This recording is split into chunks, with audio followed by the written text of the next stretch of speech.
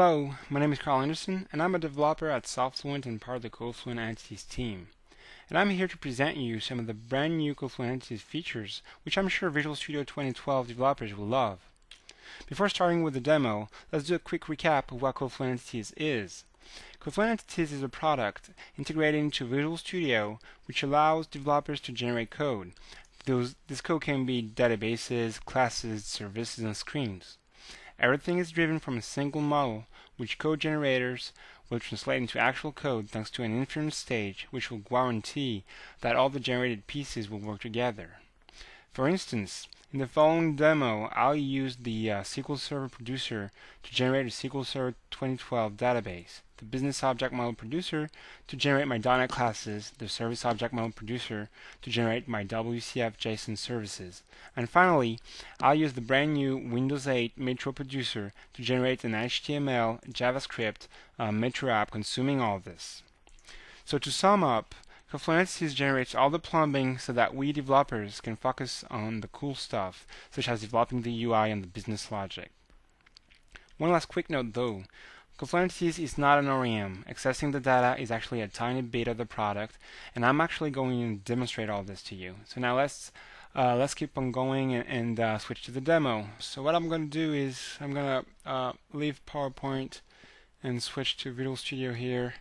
And you can see that I already have a Visual Studio solution containing empty projects, one being an empty web application. This one is an empty class library, and this one is an empty JavaScript Metro app.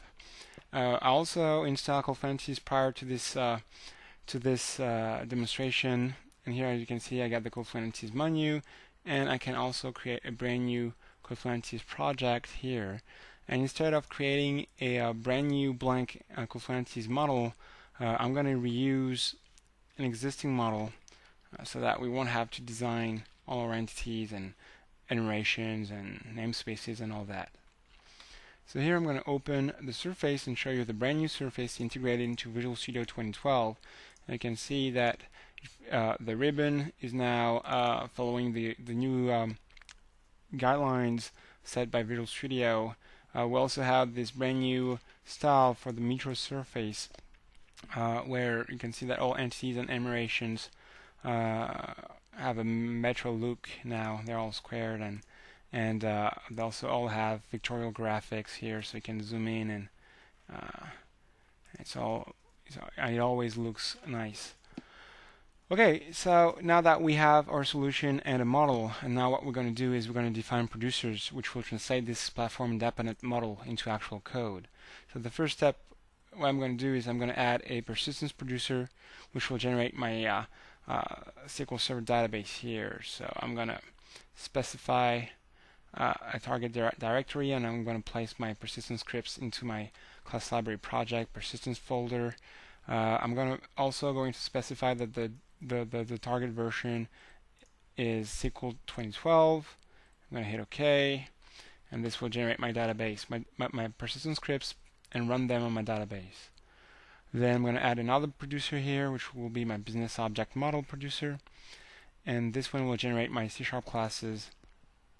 So I'm going to generate those in my class library project here. And I'm going to keep the target language to C#. You can see that you could switch from C# to VB in a single click, by the way.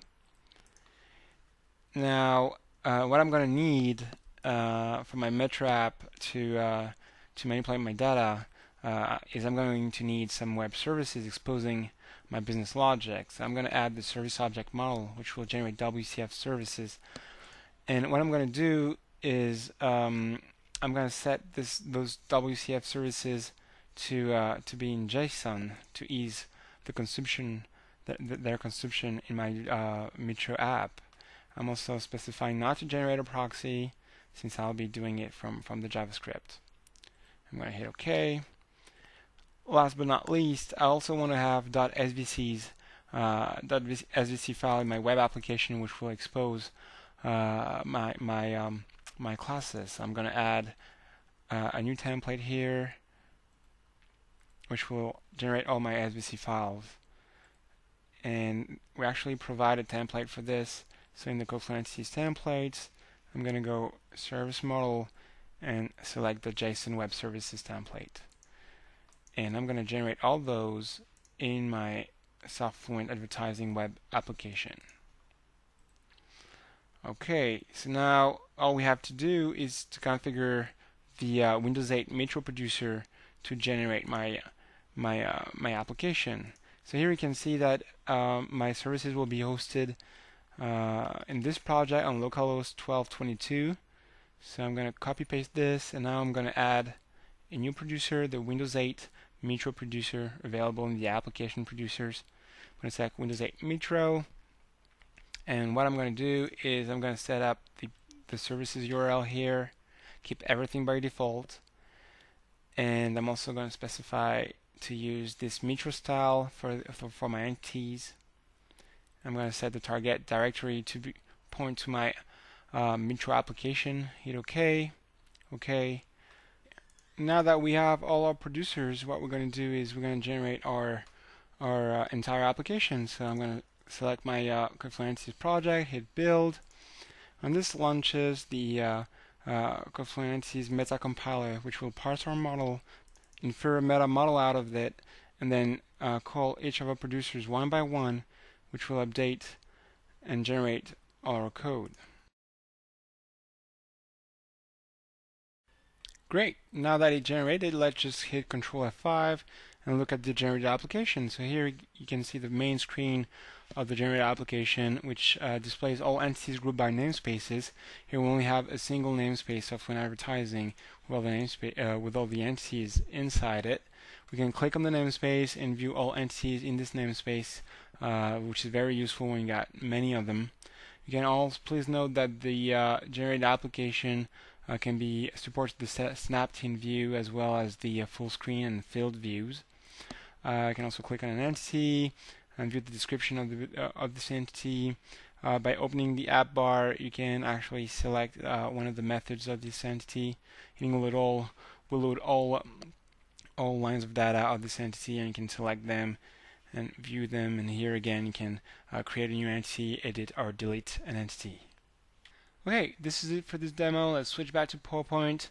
And the key points using this tool are that first, you're using a centralized model.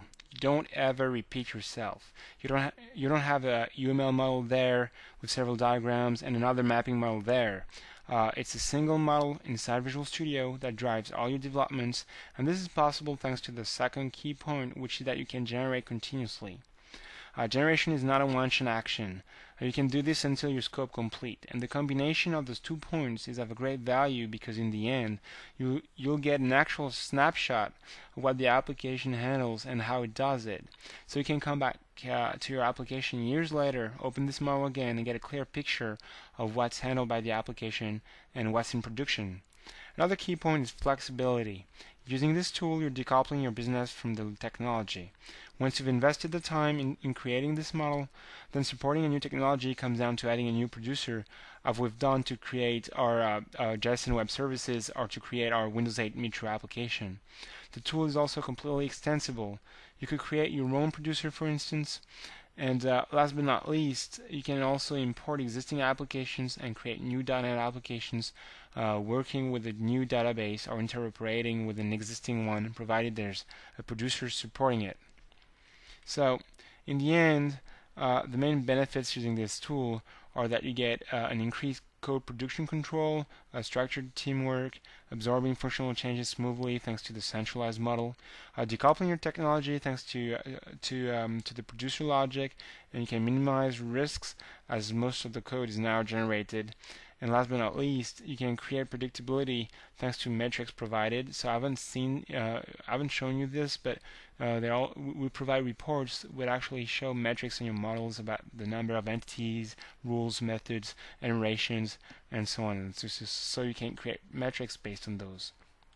So if interested, please note that there's a free version online.